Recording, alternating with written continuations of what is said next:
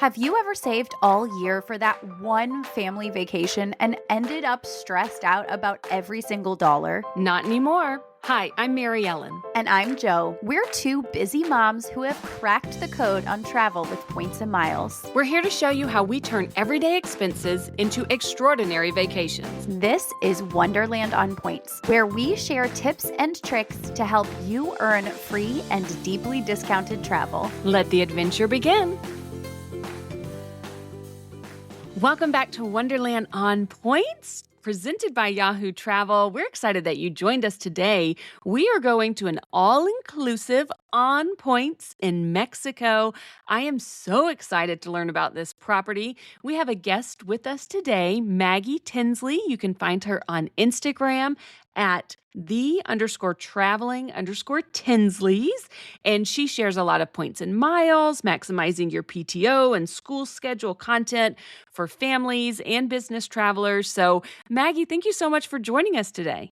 Thanks so much for having me. We are excited to have you here. We're talking about another of my favorite thing in the world, which is all-inclusives. I love an all-inclusive, you guys.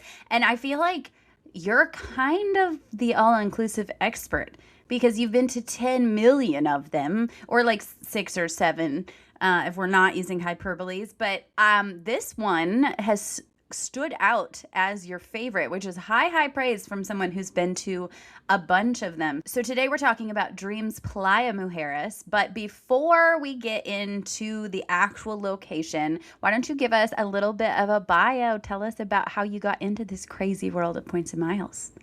Oh my gosh. Yeah. So I have always loved travel, really been travel obsessed. My husband, before he met me, traveled a ton. And then when we met each other, started traveling. Our first trip together was to Thailand, which is like not a normal first couples trip. No, very exotic. Just went all for it. And then had kids and just really didn't stop traveling. The only thing that stopped us was COVID. So stayed home for a little bit. And then as soon as we could, started traveling again with both of our kids. Got a 10-year-old and an almost 8-year-old. And they love to travel too. So yeah. And points and miles makes it possible for us to travel a lot. Yeah, that's amazing. Thailand as a first. I literally was with this one in this house for over a decade before I could even get him to Mexico. So that is really impressive. When did you kind of pivot to decide you wanted to start sharing online? Was it just kind of like all of us? You started sharing with your friends and then you were like, they're tired of this. I better take it to the internet. I just couldn't shut up about it. Like my coworkers, my friends, family just couldn't shut up about points and miles. And people are always asking, oh, how do you travel so much? How do you make this happen? So just wanted to just be more purposeful about it and sharing kind of how we do make it happen. And also I don't feel guilty posting about our trips when it's on this account versus my personal. Yeah. It's true. It gets kind of awkward. I don't even post much on my personal account anymore, especially regarding travel, because I don't know, I feel kind of weird and guilty. I don't know that I'm always traveling, but it's on this account. It's like, okay, but it's business that I'm doing it. And like teaching people. So I feel like genuinely teaching versus just like boasting. And I want people to understand, like, I cannot afford all this travel. I think it's very confusing for people when they see someone start to travel all their time and they're like, wait a minute. I know she still has that same hourly wage job at the hospital. Like, where is this money coming from? Something's not adding up right. I know she can't afford this. There's no hidden family money, So they have to know about points and miles. I'm always like clarifying anytime I post about travel, like, just so you know, this was done because strategically I know how to use points. Just so you know, I'm still poor. Yeah, still poor. Just know how to be poor and travel. Just travel rich, which is my new favorite term that everyone's throwing around lately. I love it. Okay, this is super, super fun. So let's dig into the actual meat of the episode here and start with how you guys got there. So you're in Chicago and you flew Southwest. So tell us how much you paid for these flights. Do you guys have a companion pass? Did you have to transfer points in from Chase, or did you just have them living there? And if you remember the exact amount throw that out there, but if not, no worries. I remember ish. Like I do remember it's high. So this we travel a lot, like multiple trips a year, but we have lately always been doing a trip over winter break because my kids are off for 2 weeks, sometimes like 2 weeks and a couple of days. That's a long time to be home. So Yep. we like to be home for Christmas, but then we usually right after Christmas like to go somewhere. So we started doing that a couple of years ago and now we can't go back. Like we Mm. have to go somewhere after Christmas, but it's the most expensive time to travel. Yeah, it is. So So expensive. I always try to get flights as soon as, Southwest unlocks them. We live 15 minutes from Midway, which is amazing. Like we can literally get from our door to Midway Airport. And, we're Yes. Southwest fam through and through. We almost always have companion passes, but we had like a lapse because we went January 1st through the 5th. And so our companion pass expired December 31st. Yeah. Oh That's painful. no. You couldn't leave a Oh day earlier? no. I tried. I looked into it, but the hotel didn't have availability because New Year's Eve, a lot of people want Right. to be at the all-inclusive on New Year's Yep. Eve. So we could have stayed at another hotel, and we did that a year prior where we came in earlier. But then when you do the math and you're like, oh, I'm paying for the flight or I'm paying for the hotel, it kind of evens out. So so we ended up doing a mix of cash and points, and it was a lot. Like it was, I believe, $500 each. Ooh. Uh, yeah. So we ended up paying, so there's four of us. So that's $2,000. So, but I justified it with $2,000 and then everything else is free. Yeah. Food, drink, Right. All everything inclusive. else is free. So if I have to pay $2,000 for the flights, okay. Yeah. I mean, and that's the beautiful thing about like making sure you have a travel budget, have a line item where you are putting money aside. If you want to get into this hobby, points and miles can only get you so far. Everything costs money, There's and taxes and there's fees. taxes and fees, and you have to designate and decide where you're going to use that cash. And for some people, it is experiences. For other people, like this was a great way to use it because you knew once you got there was no food cost or anything of the sort. Truly everything was free. And I really understand the struggle of the cost of this time of year. My daughter's birthday is December 29th, and I take her on a birthday trip every year. Okay. And last year it had to be in February because I was like, girl, I can't afford to take you for your actual birthday because everybody else wants to go places for your actual birthday. So this year's birthday trip might actually end up being during spring break because I just can't. Yeah. But Now, do you do anything in particular to set aside some money? So this was $2,000, at Christmas time too, which is a hard time of year to be shelling out extra money. I assume you booked way before then. You said you often book when the calendar opens, but what strategies do you have personally for setting aside a little bit of money for travel? Yeah, so I usually am planning way ahead. I love to plan in advance and again, book as early as I can and adjust it as they go down. But for Southwest and for Airbnb, I typically will buy gift cards. So I use my Ink Cash, so I'm earning 5% back. And Mhm. every time I'm near Staples, which is right next to our grocery store, so I'm there every week, I will get, a $100 gift card here, a $50 one here, $200 one there, to just like stock up on gift cards. And then that way I'm earning a lot of points. And it's also just a way to save and not be paying that 2000 all at once. I have a Airbnb coming up in Ireland that I have to finish paying for because I oftentimes will do the like you reserve it now, you pay later so that it gives me time to either be earning fetch gift cards or coming up with another way to strategically get points for this. Just while we're reminding people of ways to buy gift cards on sale, if it's Southwest, like in your situation, you ended up paying a lot for Southwest flights. Don't forget, if you have Dash Pass on DoorDash, which maybe you have through your Chase Sapphire Reserve card or something that gives you Dash Pass, or maybe you just bought Dash Pass, you can get 10% off of gift cards for a month up to $250 each. And Southwest is one of the options. So you can buy a Southwest gift card 10% off. And Mm-hmm. as of right now, at the time of the recording, that will earn you a 3x multiplier on your Chase Sapphire Reserve because DoorDash qualifies as a restaurant. And then if you have a City Strata Elite card, it's even better. If you do it during city nights, you can earn a 6x multiplier on a gift card that was already 10% off. So then you're earning a big chunk of points and you got a discount. So there's a lot of way. The gift card angle is really huge, and there's many different ways to work it, but a lot of times it really does save you money or helps you really maximize your point earning. Yes. All right. So now that we've given you all of our best points earning and budgeting tips, you arrive. Oh, were these direct flights, first of all? Yes, Oh, thankfully, that's the best. Midway to Cancun is a great, and Southwest, internationally doesn't fly many places, but Mexico is one of them. And Yep. the Midway to Cancun, it's so easy. It's like 4.5 hours or a little less. It's Yep. very easy. Have you guys seen the news? Not to derail us again, but Southwest just came out with some news that within the next 5 years, they plan to have quite a few flights to Europe. They say they're What? truly going international. I Is don't know. that because of the Iceland Air? Because there's an I Iceland Air don't think allowance. so.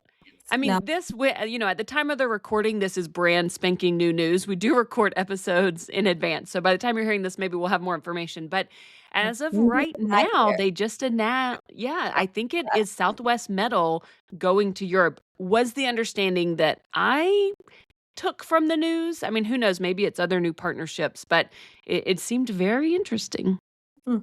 Cool. Yeah, we love our companion pass, and we love that we live 15 minutes from a Southwest airport. So we love Southwest. That's amazing. That's amazing. St. Louis also has a direct route to Cancun. It just makes it so easy to go there.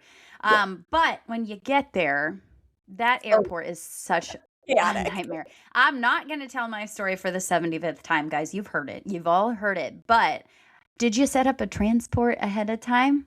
You have to. If You you do have not, to. you very rookie mistake to get to Cancun without having transportation, because you'll get scammed. There's a million people trying to attack you as you It's exit. So you have to have it arranged. We've been to Cancun many, many, many times. So we knew the drill. So but this time I actually, now that I'm stacking more and more and learning how to earn more, before I would just like reach out to a company and book it. Now I'm like, nope, I'm going to wait until there's like a high Viator offer on Rakuten, and then I'm going to book it. So I earned I think it was like a 20x earn on that. And so I booked it. I believe it was $120 round trip. So it not bad. felt very fair. Yeah, that's great. It was private. It's good to know what people need to budget. So I'm glad that you remember about $120 round trip, family of 4. Yeah, and earning 20x points is awesome. Okay, so thankfully your Cancun airport experience is pretty smooth with the transport. What about, let's get to the hotel now, because this is the exciting part that people love. You guys paid 29,000 points per night, so a total of 116,000 points for your stay, but that only covered 2 people. So for people unfamiliar with the process of adding kids to an all-inclusive booking, anytime you look up an all-inclusive on, say, the Hyatt website or other, hotel brands as well, generally what the price that it shows you is just for 2 people. So tell us about how to add children, even if they're staying in your same hotel room. How do you add them to the booking? Yep. Yeah. So if you look and you're trying to book, and if you put 3 people, 4 people, you're going to see that it's a lot more points. And instead, generally kids are pretty cheap to add to your reservation. You just pay cash or you can use a credit card, but you pay when you get there. So once you book it just for 2 people. Make sure there's enough room, like you're getting a 2-bed, not like a king room, unless that's a sofa bed. But you book it, and then you immediately email the hotel and you tell them, there's 2 kids in my reservation. I'd like to add them to the room. What's the cash rate? They'll email you back with what that cash rate is, because then they have to hold you to that. So again, I'm booking these sometimes, 11 months in advance. The cash rate may go up by the time I get there, but I have that email that says you're charging me $60 a kid. And then they have to honor that. Is that what it was? $60? Yeah, it was $60 per kid. So it was $120 a night, $480 total. That's really not bad. Yeah. That's not bad at all. I've heard much more at all inclusives. Yeah. So Yeah, that's a lot of fun. And that's a great thing to put on a Hyatt card when you get there, guys. If you have one, earn a great multiplier on your Hyatt card. Maybe get yourself a little status or something. I don't know anything about that. That's Mary Ellen's thing. My globalist friend here. I'm so proud. Globalist light. Whatever. You always say that. It counts. It counts. So, do you think one of the big reasons that people have a hard time with paying for kids and all inclusives, I think, is because kids don't drink, adults do. That's why most people love all inclusives, because the alcohol is included. At least that's what I think. That's why I think people love it. Do you think that there is enough on this property going on to justify the $120 you paid per night? And did they have great kids activities, kids clubs? Tell us what they had on this property that your kids really enjoyed. Yeah. First of all, I think just like the ease of it all is a big plus. Like the fact that you get there, you don't have to worry about you don't have to worry about what's the plan? Where are we going? What are we doing? All of that is taken care of. And also from a budget perspective, all of it's paid for. But I think there's plenty of value. My kids would tell you there's unlimited ice cream. Oh, My yeah. kids are pros at swim up bars and knowing what, daiquiri to order and chocolate shake to order. And you can say yes so many times. That's the Yeah. best part about an all inclusive is you hardly ever have to say no. It's yes to almost everything. And I love saying yes, so that's great. But as far as activities, we didn't take advantage of probably everything that there is. There's a beach, which is beautiful beach. I didn't really see any activities there, but there was water aerobics, which my daughter and I did, and I love a good water aerobics. I So can't wait to cute. be Me too. retired. And like when I'm retired, I'm doing a water aerobics every day. I I cannot love wait. this. Yes. Um, but yeah, there was activities like that. Then there's a whole kids section. So there's a section even if you don't go to the kids club where there's a smaller splash pad and smaller water slides for little kids, and then there's two large water slides, as well as a lazy river. So the kids really loved that. But then there is also a kids club. My daughter is kind of aging out of that, thinks she's too cool. But my son was obsessed and went almost every day, and there was great activities for him. And that was Awesome. included in the price, the $6 a night. You didn't have to pay any extra for the kids club. No, yeah, it's free 99, as I like to say. I mean, $60 a day just for babysitting alone might be worth it. There you go. And we did get to do a date night there, which is great because next door, so it's connected. It's kind of this beautiful path you walk through, but there's an adults only side. So a lot of times there's dreams and secrets and they're right next to each other. So secrets is adults only and you get access to that. Everything there, just kids can't come. So if kids are at the kids club, adults can go over to secrets and there's more restaurants and things over there. That is a game changer if you have a kid that you can actually convince to go to the kids club. My daughter has always been anti-kids club. We went on a cruise once and I was like, "You want to go to the kids club?" And nope, I want to stay right with you guys the whole time. Okay. Do you happen to know the ages for the kids club? Yeah, so typically with all the resorts I've been to, 4 is the magic number. Like you have to Yeah, have they don't a want to change diapers. like at beaches and things, resorts where you're paying that much, they have younger stuff to take care of. But for the most part, 4 completely potty trained. And then they do have like teen stuff too. We didn't really look into that, but I would say the sweet spot, in my opinion, and is like the 4 to like 9 range. And then, they do have like teen stuff, I think from like 9 to 13, 9 to 14. That's a little different, or preteen teen stuff. But you usually have to be 4 in order to go. That's kind of good to know that there's teen options. I wonder if they actually know what teens like and make it fun for them, or if Yeah, it's I'm getting to that stage of life. My daughter's 10, so like preteen. So when we go back this year, I will try it out. Let us know. Report back. So, as I said at the beginning, you have visited a whole bunch of all inclusives, and you said this one's your favorite to book on point. So, what is it about this property that set it apart? I was going through your Instagram and looking at your ratings for all the places, and I think this one was an 8 out of 10, which is pretty high. It's pretty high. Yeah.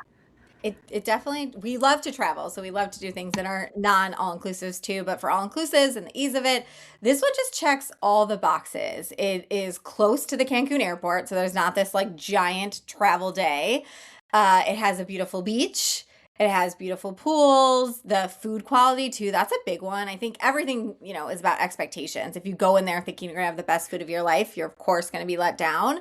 But in my experience of different all-inclusives, I think, Mexican all-inclusives are usually better than, let's say, like Dominican Republic and other ones that I've been to. But this one, just the food is genuinely good. Particularly, they had a really good seafood restaurant, which I was really impressed Oh. with. So food was a big part of it for getting that high rating, and then the kids' activities as well. So it just kind of checked all the boxes for us. We will get right back to today's episode, but I am so excited to share with you guys that I tested out the relief band that we've been talking about, and it was incredible. When I was on Prince Edward Island, we went on a 3-hour sailboat ride, and half of our journey was incredibly choppy, just as choppy as my recent experience in Puerto Vallarta, where I spent the entire time laying on a couch, incredibly motion sick. And let me tell you, I did not have a single trace of motion sickness on this boat ride. I was literally able to just enjoy it and soak it all in and have a good time. I really could have never imagined this experience, and I am so unbelievably grateful. I've even tested it out in airplanes and as a passenger in a car where I stared at my phone for an hour just to test whether or not I was going to get motion sick, and I did not at all. This thing is going to be such a game changer for the rest of my life, and I honestly am so incredibly emotional and so grateful that they've chosen to partner with us. We are so excited to offer you guys a 25% coupon. This is such a generous deal on their part. I really am kicking myself for not trying this sooner. And don't forget that this is not just for motion sickness, it's for nausea of all kinds. Whether you're on a GLP-1 or you're going through cancer treatment or you have morning sickness or you get nausea from migraines, it works for all of this and so much more. And they have a fantastic 14-day money-back guarantee. You can find the link in our show notes or head to reliefband.com and use the code Wonderland at checkout. Okay, back to the episode. What's the seaweed situation in January? Because this one does actually have a beach, which is so nice that you don't have to get like carted off to a beach club somewhere else. So was it covered or was it pretty clear? No. So I think the time of year where it gets really bad is the summer. Okay. But this particular beach and this time of year, no, none at all. It was beautiful. I mean, not none at all. There was some, but they were really good about cleaning it, and it did not seem like an issue that time of year, which is great. Is the beach swimmable? Because sometimes you have a great beach, but you're not allowed to get in the water.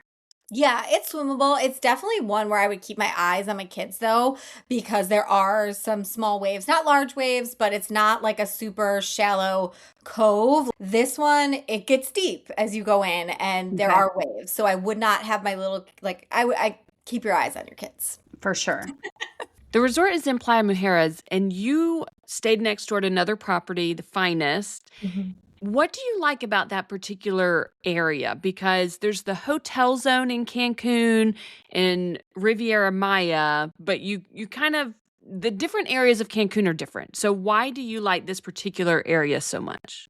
Yeah. So we're not one of those people that like doesn't feel safe in other countries, but I know people do have genuine concerns. I think here in this area, you feel so safe. You go through several gates before you get to the Playa Mujeres area where there's only a few hotels. So it does feel very private. That's also why the beach is not that crowded. I think when you're at hotels in the hotel zone, those are all public beaches. So even people that aren't staying at your hotel can come to the beach. You have the people selling stuff, all of that. None of that in Playa Mujeres because it's a gated area. So you have to go through several gates to get there. So you feel really safe. It feels private. It feels just more relaxed. That's great. You mentioned that one of the things that got you this high rating was the kids' activities. We kind of breezed through that, but maybe go back really quickly and list out some of the activities your kids did do and really enjoyed. Yeah, so they love the water slides. There's only 2 of them, but from a parent perspective, I like that because it's not this giant water park that I like. It's hard to keep track of them. Like my husband and I were Right. literally just sitting in the pool and we could see them. So it was really easy. And then there was some nighttime activities too, where there was this like light show that was really cool that the kids loved. And then my son got to do a pizza making class, which was really fun. Oh, That's Yeah, so the cute. ladies at the kids club, I mean, at any resort, if you want to pick the best staff ever, it's always the women working at the kids club. They're just like Yes. lovely women. And then I think, at the pool, there was the aerobics, which was fun, and they would do just other kind of fun activities at the pool each day. But my kids, their favorite part was getting an ice cream every day, multiple ice creams, and getting all the swim up drinks and all the fun treats too. So they could have endless fun. Awesome. Do they have stuff like paddle boarding, kayaking, or any of that? Or the water's too rough, Yeah. really? Yeah, no, not a lot of beach activities. To be honest, really beach is just like swimming. There's a bar there, and then it's just like swimming and there's cabanas. But activities were really centered around the kids club and the pool, like pool activities where they would Okay. do I think they did bingo. We did not partake, but there was bingo. Every day there was different activities at the pool, and they also did a like grilling section outside of the pool, which we loved as adults because they even had lobster one day. Um, Wow. but other days they do like burgers and tacos. But the kids like that too because you don't have to go to a restaurant.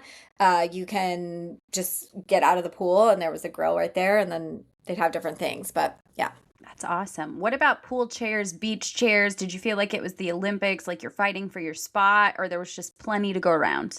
Plenty. We felt like it was the resort never felt overcrowded, even though it was absolutely sold out at that time of year. And but it really feels spread out in the sense of you can always get a chair. Of course, there was more coveted ones, but absolutely at other resorts we've been to, there's the people getting the chairs at 7 a.m. and all that. That was not the case here. Like you didn't need to do Oh, that. There were good. plenty of chairs.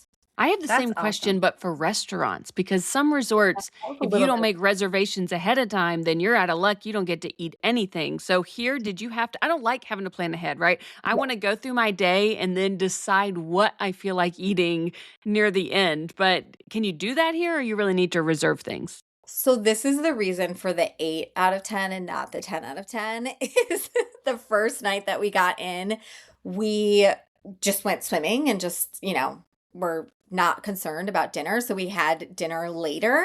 And if you get there late, they don't take reservations. The only thing you can make a reservation for is the hibachi, which actually wasn't even our favorite. But the other ones are just first come, first serve. So if you go at like 6:37, you're either going to have to wait a long time or, just be out of luck. So we were out of luck and we went to the buffet the first night, and buffet for dinner was not great. But yeah, so they don't take reservations for anything but hibachi. So you have to just get there early, which we learned our lesson. And then the rest of the meals during the trip were fantastic because we got there early and they were delicious. That's kind of interesting that it's first come, first serve, but then they fill up and there's no way to like put your name on a list for later in the evening. That feels like that is a Yeah. major flaw. I I get that. definitely said something. I don't know if just my opinion or other people have said something, but maybe they've changed things. I will report back when we go again.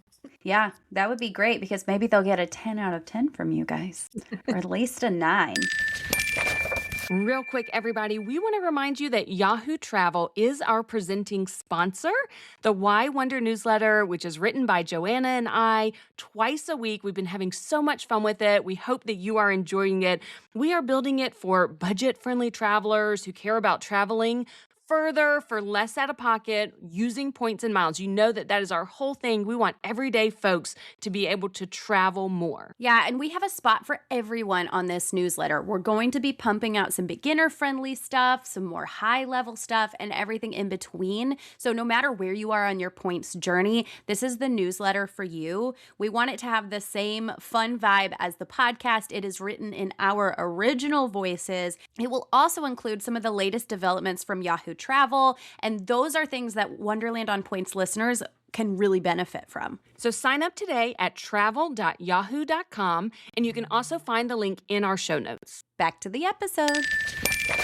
25,000 points a night sounds fantastic. And I It's a looked up steal. pretty much all of November, not once you get to Thanksgiving, but early November, 25,000 points a night. So I think if you could swing this in the off season. Maybe you lucky ducks that kids have year-round school and you have like these 2 weeks Oh, off random times of the year. You guys are the jealous. envy of everyone in the travel world. But if you could snag this for 25,000 points per night, kids only cost $60. The more you talk about the kids club and all their meals, $60 seems very reasonable per kid per day. I mean, gosh, I have not really been enticed for my family for all inclusives before. I don't know. It just hasn't been something that I've really pursued it all.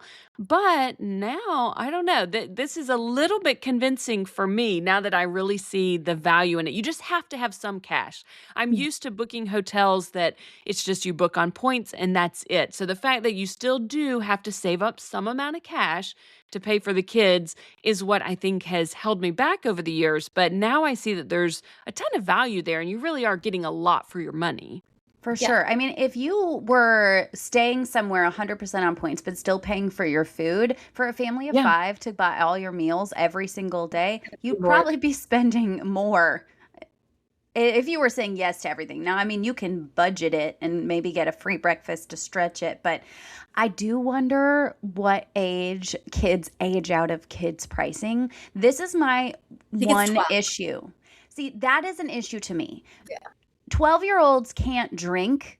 Mhm. Why would Yeah. you be an adult price at an all-inclusive? If you need to make it a little bit more, sure. But this happened when we just went to Puerto Vallarta. My daughter was supposed to be, she didn't end up coming with us, but she was going to be adult cost all-inclusive. And that irritates me to no end. These Yeah. kids don't drink. That is the bulk of the price here. Let's be honest. And It's not maybe the they food. eat a little bit more, but they also age out of kids club. So you're not really paying, I can see how paying for kids club is part of that price too, but once they're 13, 14, they're not going to kids I club. see They less aren't value. drinking alcohol. Yeah, like they should almost get a little bit of a discount. Yeah, Yeah. that We are annoys me. kids under 12. We are definitely in the era where I see the most value, but everyone's got to do their own math to see what works. Absolutely. Were there hammocks everywhere? I love a good resort property that has little hammocks or hideaways where you can kind of just go find a spot to chill on the property. Was there much of that or not really? Not hammocks, but there are like cabanas. Some of them you have to pay for, like for the premium cabanas, but there is a lot of there's, like I said, the chair situation wasn't hard to get, but no hammocks that I can think of. That would be nice. But the Mm. balconies that you have, like, there's a whole little like sofa thing in your balcony and an outdoor tub, which the kids loved. So there's definitely relaxing spots, but And does not, every room have a balcony with a tub and everything? I believe so. Yeah. Yeah. Oh, that's Yeah. nice. I love that. We didn't even ask you about the room. You Oh, just yeah. booked a standard room. Did you feel it was pretty spacious, easy to fit 4 people in there? Yeah, the bathroom was huge, which I loved that. It had like a giant walk-in shower and a separate toilet with a door and then 2 sinks, and it was big, which for as 4 of us, we need a bigger bathroom. And then it was just two, or maybe no, we had a king bed and a sofa bed, which was Okay. nice. And then yeah, the balcony. And then my favorite part was there is a little like area next to the front door where it's, I don't know what it's called, but it's basically just like another little door that they can put your room service in so that you never Yes. have to see anyone. You could just like order Those, service and then you open. Do you know what I'm saying? So there's a yes. little door on the outside and then a little It's door next to your closet, and yeah, it's It's like amazing. what would have been a dumbwaiter like 100 years ago, except it doesn't go up and down. There's just a Yeah, door on the inside, and there's a door on the outside, and there's this little nook, and you can exactly. just put things in and out. It's I so love that. I hadn't nice, stayed and in a it hotel with that before, so that was new to me. And we did room service a couple of times, and that was nice. they had one at the Hyatt Vivid Grand Island, and I was like, this is amazing. For those of us who I'm a people person, but when I'm in like my relax mode, I'm like, I don't want to talk to Yeah, or I have anybody or my see anybody. robot. I just Yeah, shower, I don't, whatever. yes, I don't I want to don't want see you. to open the door and let somebody into my room. That's so awkward.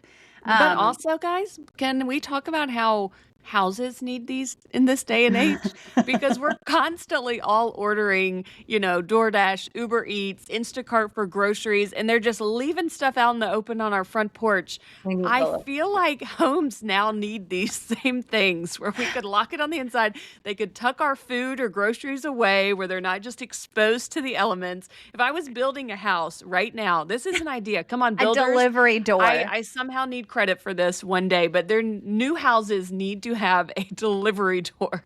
That is so funny. Oh my gosh. I feel like that actually could end up being a thing, which is just crazy that that's the age that we live in.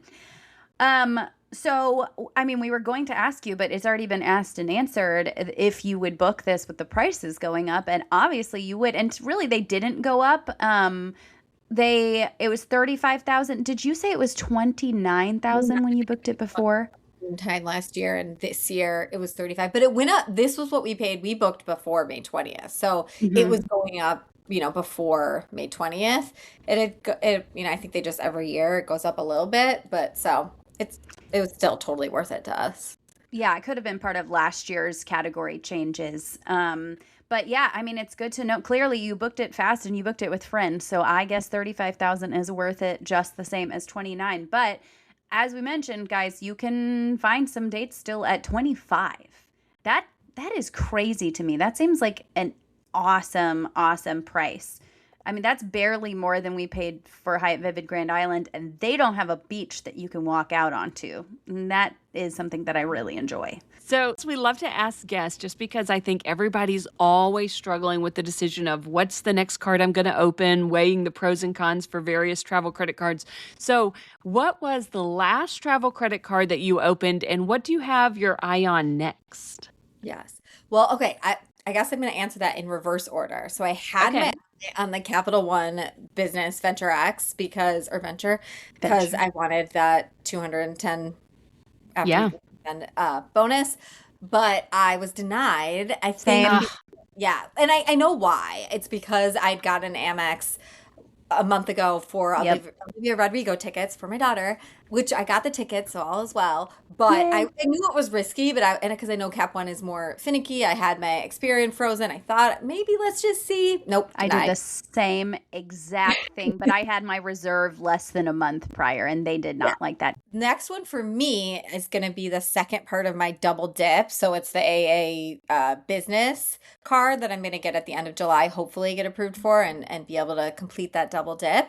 And then I'm going to try to get my husband the Cap One venture business card in the next 2 days. Perfect. Why don't you explain the double dip to the audience in case they have not heard of the double dip? I'm going to try my best to explain it without anything in front of me because it's confusing. I'm going to try to make these days up. So this bank has a rule that you can't earn more than one sign-up bonus. I think it's every 24 months or 48 months, but there's definitely a cap of how often you can earn this.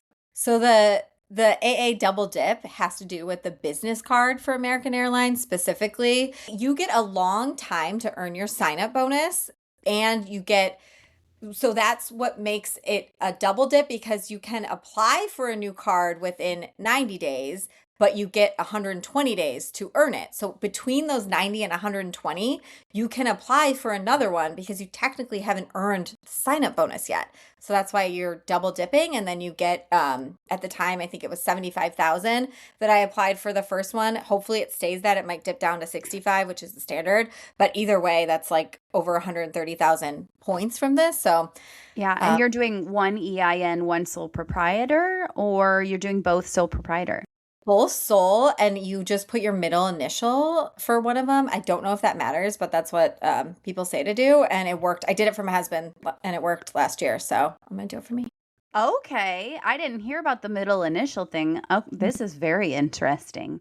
Yeah, guys. So if you want to take advantage of that, that's fun. Another thing I thought would be a good thing to throw out right here is that right now the Southwest personal card is elevated. Now, if you guys are going for Companion Pass, for my new friends, if you don't know what that is, it's the buy one, get one free on Southwest. This would not be the time to apply for a Southwest card. You would want to wait until the fall if you're going to try to go for a 2-year companion pass. We will have episodes all about that, don't worry. But if you are just a family who wants some Southwest points and wants to start flying sooner rather than later, for free or just your taxes and fees, right now the elevated offer is 90,000 points on the personal card, and that is a fantastic offer. I'll put the link in the show notes. You always know you can reach out to us with questions. Companion Pass is tricky and it's not for everyone, so maybe you want to apply for the card now. Okay, so now we know about your cards. Where are you actually going next? We know about January, but do you have some in between now and then? I have a lot in between, a lot. My husband said it makes him tired, but so on Saturday, just a couple days from now, my husband and I are going to Bora Bora. Biggest Oh, cruise trip wow. yet. So we are doing the overwater bungalow, the whole thing. Heck yes. Yeah, so that's a big one. Then we're doing some camping in northern Michigan, not a points trip, but just a fun trip. Then we're going to Alaska, doing Alaskan cruise in July. So fun. And ending in Vancouver and spending time there too. So that'll be fun.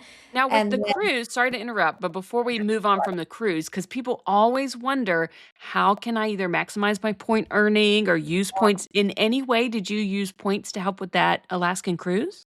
so definitely points for the flights. We used Alaskan miles to get us direct flight from Chicago to Alaska, which is amazing. I mean, there's a lot of different ways to use points for cruises, but for me, I'm using them a lot for hotels and for flights. So we this is our first cruise as a family, but this was an Alaskan cruise. It's a big bucket list item. So I've been paying on it for 2 years. Wow. And I've just been making monthly payments. Okay. There you go. Continue forth. Sorry to interrupt, but I just know that people, when they hear Alaskan cruise, that is a bucket list for a lot of people. So that's a fantastic trip. I mean, that's a fantastic tip. If you have chase cards that are earning the big Newegg multiplier, getting them that way, I love that. Yeah, I love that. When I saw that Princess I was like, oh, I just paid off my cruise. It's so frustrating. Yeah.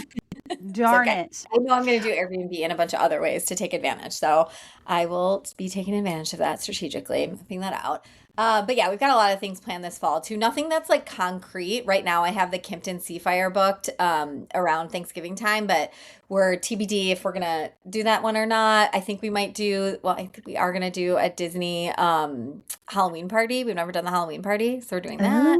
So lots and lots of fun things planned. So we're excited. Sounds amazing. It sounds like you also need an intervention like I do. I've been told I've gone off the rails with the amount of trips I have this year. Hopefully next year will be a little slower, although I can already feel myself wanting to. Well, luckily, I've spent 1 gazillion points and I have very few left because of the amount of trips that I booked this year and even some for next year. So I need to do some replenishing. Okay, before we let you go, tell everybody where they can find you so they can follow all your fabulous adventures. Yeah, so I'm on Instagram, the Traveling Tinsleys, share about our trips, share different strategies on how we take 10 plus trips a year. So follow along. Love it. And I will tag all of that in the show notes, guys, so you can easily follow and find them. Thank you, Maggie, so much for coming on and talking with us today. I do hope we see you in November at Chicago Seminars, which, by the way, everyone, we're going to Chicago Seminars. So come see us. I'm going to look into that right away. So yay, hopefully I'll get to meet you in real life. That'd be so cool. That would be so fun. Bye, everybody. See you next time. Bye. Thank you so much for joining us for today's episode. We hope you learned something new and feel inspired to plan your next trip. Remember, we're travelers sharing our experiences, not financial advisors, so always do your own research and make informed decisions. If you enjoyed this episode, be sure to like, subscribe, and follow so you never miss a Points and Miles tip. We'll see you next time on Wonderland on Points.